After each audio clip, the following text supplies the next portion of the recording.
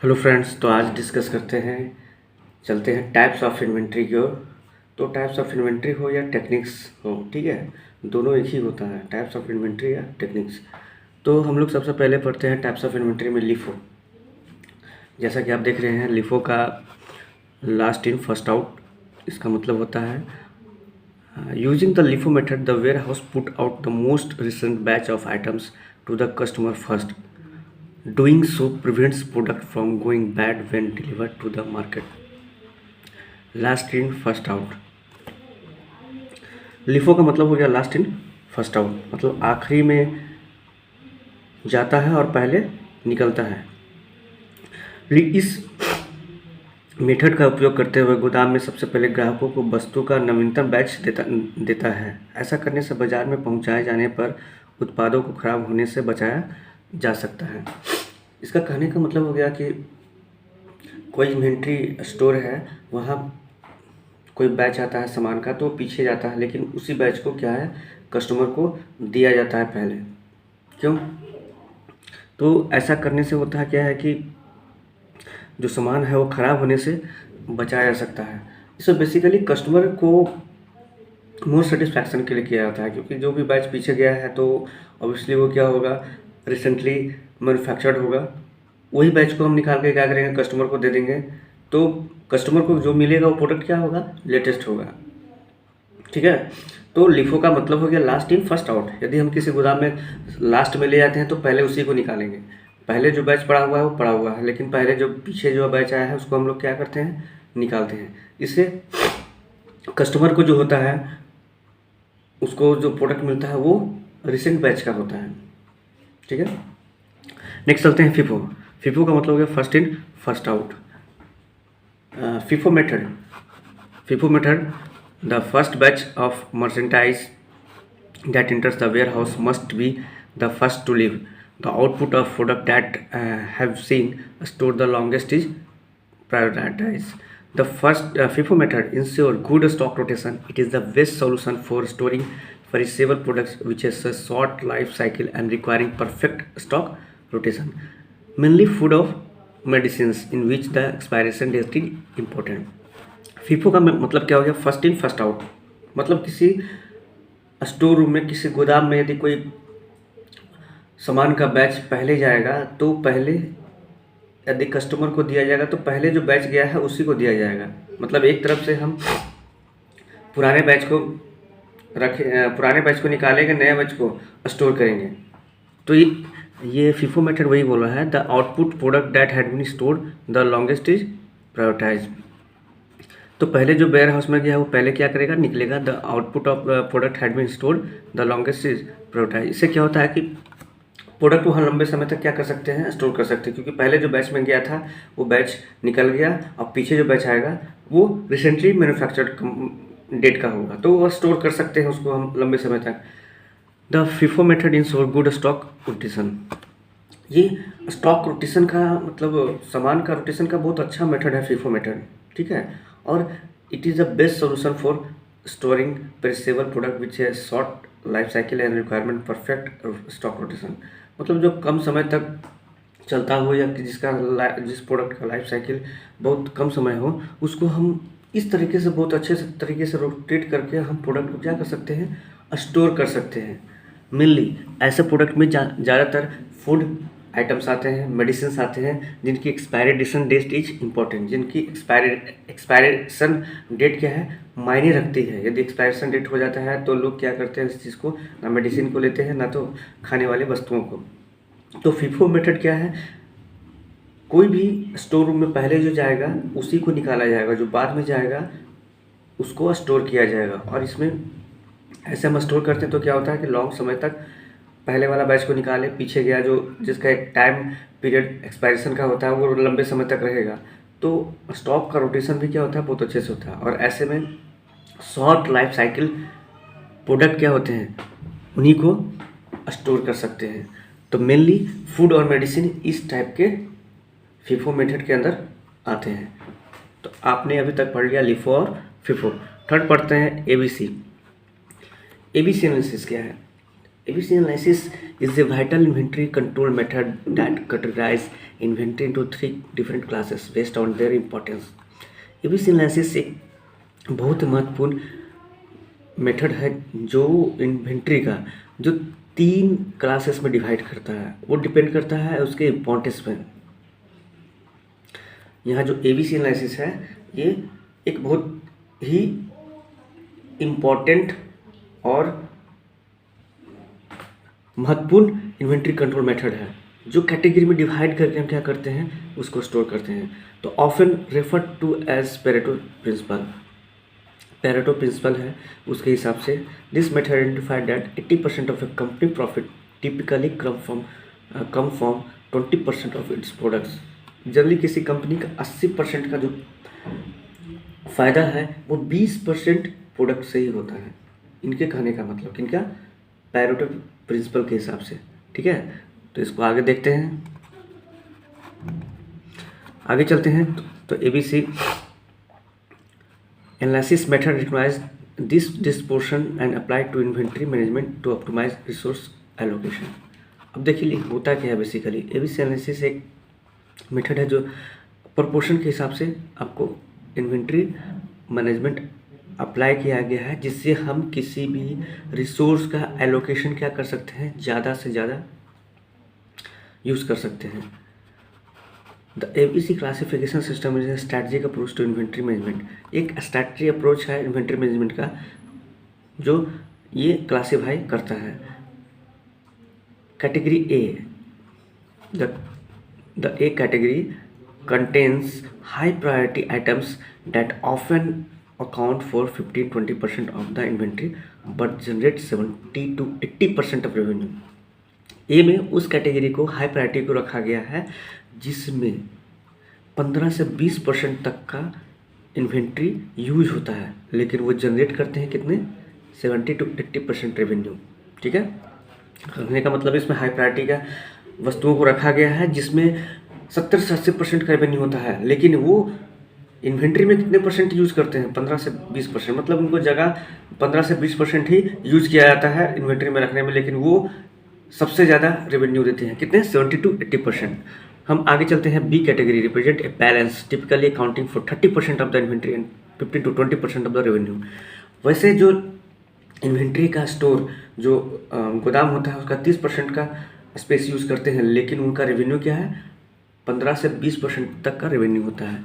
सी category औसे रखा जाता है making up 50 to 60% of the inventory only contributes around 5 to 10% of revenue. C category में औसे प्रोडक्ट्स आते हैं, औसे मटेरियल्स आते हैं जो इन्वेंट्री का 50 से 60% तक का स्पेस लेते हैं, लेकिन उनका जो रेवेन्यू जनरेट करते हैं वो 15 से 10% ही होता है। तो कहने का मतलब सिंपल है, ए कैटेगरी में वैसे सामानों को रखा गया है, वैसे इन्वेंट्री के प्रोडक्ट्स को रखा गया है जो 70 से 80% का कंपनी में रेवेन्यू करते हैं, लेकिन उनको इन्वेंट्री स्टोर रूम में रखने में स्पेस कम लगता है। बी में उसे रखा गया है जिनको इन्वेंट्री स्टोर रूम में 30% का स्पेस लेते हैं, लेकिन वो जो कंपनी के लिए प्रॉफिटेबल देते हैं वो 15 से 20% ही रेवेन्यू जनरेट करके देते हैं। थर्ड में उसे सामान को रखा गया है, वैसे इन्वेंट्री को रखा गया है जिसमें 50 से 60% इन्वेंट्री यूज़ करते हैं, जगह लेते हैं, लेकिन उनसे कंपनी को क्या रेवेन्यू मिलता है, 5 से 10%। नेक्स्ट चलते हैं fourth number, VED analysis. VED analysis in inventory management deals with the classification of material based on their importance to other materials. VED analysis inventory management का वैसा मैनेजमेंट है जिसमें मटेरियल की क्लासिफिकेशन करते हैं, और ये क्लासिफिकेशन किया जाता है इम्पोर्टेंस पर, जो कि अदर मटेरियल्स के लिए क्या होते हैं, इम्पोर्टेंस होते हैं। ठीक है, तो पहला जो वाइटल है, V का मतलब वाइटल, E का मतलब इसेंशियल और D का मतलब डिज़ायरेबल। तो पहला जो है आपका है अति आवश्यक, वाइटल, बहुत इम्पोर्टेंट। मतलब देखते हैं इसमें, these are essential material whose non-availability while putting a halt to business operation. These materials need to be in stock at all times else production will be affected। कहने का मतलब हो गया, ऊपर ही कहा गया importance to other materials, मतलब इसमें वैसे मटेरियल का क्लासिफिकेशन किया गया है जो अदर मटेरियल्स के लिए इम्पोर्टेंस रखते हैं। तो सब 3 वर्ड में क्लासिफिकेशन किया गया, वाइटल, इसेंशियल और डिजायरेबल। तो वाइटल वैसे को मटेरियल्स को कहा गया है जिनके यदि इन्वेंट्री में नहीं रहेगा तो प्रोडक्शन बंद हो जाएगा। तो इसका मतलब this material need to be stock in at all times. किसी तरह से भी इस मटेरियल का स्टॉक में हमेशा रहना बहुत ज़रूरी है। तो वाइटल का मतलब समझिए। आगे बढ़ते हैं इसेंशियल की तरफ। This refer to materials that are required certain amount of, you just require a minimum amount of them to keep production active. हमको मतलब प्रोडक्शन एक्टिव रखने के लिए मिनिमम अमाउंट को रहना बहुत ज़रूरी है। लेकिन वाइटल में क्या था, यदि नहीं रहेगा तो प्रोडक्शन अफेक्ट हो जाएगा। Desirable, this refer to materials that do not really affected production, production can run with और विदाउट दिस मटेरियल्स। इसमें वैसे मटेरियल आते हैं जो जिनके रहने और जिनके नहीं रहने से भी क्या होगा, प्रोडक्शन इफेक्ट नहीं होगा। तो वीईडी एनालिसिस हम लोग ने देखा। वी से वाइटल हो गया, डी से डिजायरेबल हो गया और ई से इसेंशियल हो गया। तो वाइटल का मतलब अति आवश्यक हो गया, इसेंशियल का मतलब आवश्यक हो गया और डिजायरेबल का मतलब वांछनीय हो गया। मतलब कोई ज़रूरी नहीं है कि वो मटेरियल रहेगा तो प्रोडक्शन होगा, नहीं भी रहेगा तो प्रोडक्शन होगा ही होगा। ठीक है, तब चलते हैं नेक्स्ट आगे की ओर। लास्ट आपका जो है एसडीई एनालिसिस। तो चलते हैं SDE analysis. This analysis deals with the availability of an item in the market. It depicts whether a particular material is scarce or readily available. कहने का मतलब हुआ कि ये जो एनालिसिस है, मार्केट में आइटम्स जो अवेलेबल है वो किस तरह से अवेलेबल है उस पर डिपेंड करता है। It depends whether a particular material scarce और रेडली अवेलेबल। मतलब कोई भी मटेरियल मार्केट में आसानी से अवेलेबल है या बहुत कठिनाई से मिलता है। Next point, SD analysis is highly beneficial in the market environment where certain items are not readily available. In such situation, it offers the right guide in choosing inventory policy in relation to material availability. ये कहता है highly beneficial in market environment, जहाँ कुछ ऐसे item हैं जो आसानी से अवेलेबल नहीं होते हैं। ऐसे सिचुएशन में हमारा जो इन्वेंट्री पॉलिसीज है ये मटेरियल के अवेलेबिलिटी को, मटेरियल का स्टोरेज को जो पॉलिसीज करता है वो सही तरीके से गाइड करता है। This inventory is classified in the following वे। अब हम लोग जो एसडी एनालिसिस है तीनों क्या करेंगे, पढ़ेंगे। तो गाइस ये जो है एसडी एनालिसिस ये मार्केट में किसी वस्तु के अवेलेबिलिटी पर डिपेंड करता है। वो वस्तु आसानी से मिलती है या उसको दूर से लाना पड़ता है या मार्केट में बहुत ही कम क्वांटिटी में रहता है। तो ऐसे वस्तुओं के लिए हमको एसडी एनालिसिस करना पड़ता है, जो कि इन्वेंट्री में काफ़ी अच्छा करता है, क्योंकि मदद करता है। क्योंकि हम यदि सामान को लाएं और पता चले जिस समय हमको ज़रूरत है बहुत ज़्यादा उस सामान की, उस मटेरियल्स की, लेकिन वो मार्केट में अवेलेबल नहीं है, उसको लाने में समय लगेगा, तो हमारा इन्वेंट्री यदि मैनेजमेंट नहीं रहा तो वो वस्तुएँ क्या हो जाएगी, सही समय पर उपलब्ध नहीं होगी और हमारा प्रोसेस आगे कंपनी में, ऑर्गेनाइजेशन में नहीं चल पाएगा। तो इन्वेंट्री पॉलिसीज़ बहुत फ़ायदे करती है इन वस्तुओं के लिए जो मार्केट में अवेलेबिलिटी पर डिपेंड है, जो बहुत कुछ आसानी से मिलती है, कुछ डिफ़िकल्ट होता है, कुछ बहुत रेयर होते हैं। तो चलते हैं इनका classification. The inventory is classified in the following way. पहला है scarce, S for scarce, D for difficult, E for easy. Scarce, this generally refers to material that are in shortly supply, that is scarce. Materials that usually fall into the category include important material, raw material and spare parts. वैसे materials को refer करता है जो कि short supply, बहुत कम सीमित supply होती है, जिनकी कमी होती है मार्केट में, स्कार्स, दुर्लभ होते हैं। Materials that are usually fall into the category include, इस टाइप के मटेरियल में आते हैं important materials, raw materials and spare parts. गाड़ी के स्पेयर पार्ट्स होते हैं जो हम लोग जनरली क्या करते हैं, कभी भी गाड़ी का कोई पार्ट्स ख़राब हो गया तो ऑर्डर देते हैं, तो वो हमेशा अवेलेबल नहीं होता है शोरूम के पास। वो यदि मोबाइल ही लिया जाए तो हम मोबाइल जाकर सर्विस सेंटर पे दिखाते हैं तो मोबाइल का बहुत सारा पार्ट्स ऐसा होता है जो कंपनी से बाहर से मंगाना पड़ता है। तो इसलिए आप देखते होंगे कि जब मोबाइल देते हैं आप तो 10 दिन, 5 दिन, 15 दिन का समय लेता है। तो इम्पोर्टेड मटेरियल्स, रॉ मटेरियल्स और स्पेयर पार्ट्स के लिए यस में रखा गया है ऐसे कैटेगरी को जो कि बहुत शॉर्ट सप्लाई होता है, जिनकी बहुत कमी होती है। ठीक है, नेक्स्ट चलते हैं difficult. This signifies material that are not easily found in the market और would have to be gotten from a far place. It also refer to material with limited suppliers. Difficult, इनको भी वैसे materials में रखा गया है, category में रखा गया, मटेरियल्स को ऐसे कैटेगरी में रखा गया है जो कि इजीली फाउंड नहीं होते हैं मार्केट में, जबकि उनको दूर प्लेस से लाया जाता है। It also refer to a material with limited supplier, मतलब ये भी लिमिटेड सप्लाईज होते हैं मार्केट में, तो इनको भी डिफ़िकल्ट रखा गया है। लेकिन स्कार्स में क्या है, उनको कहीं दूसरे जगह से मंगाया जाता है, imported material, raw material, spare part आते हैं, जबकि इसमें क्या लिमिटेड सप्लाईज के मटेरियल आते हैं। Easy, E for easy, this generally refer to material that can be easily found in the market. ये मटेरियल्स क्या होते हैं, मार्केट में आसानी से मिल जाते हैं। तो दोस्तों,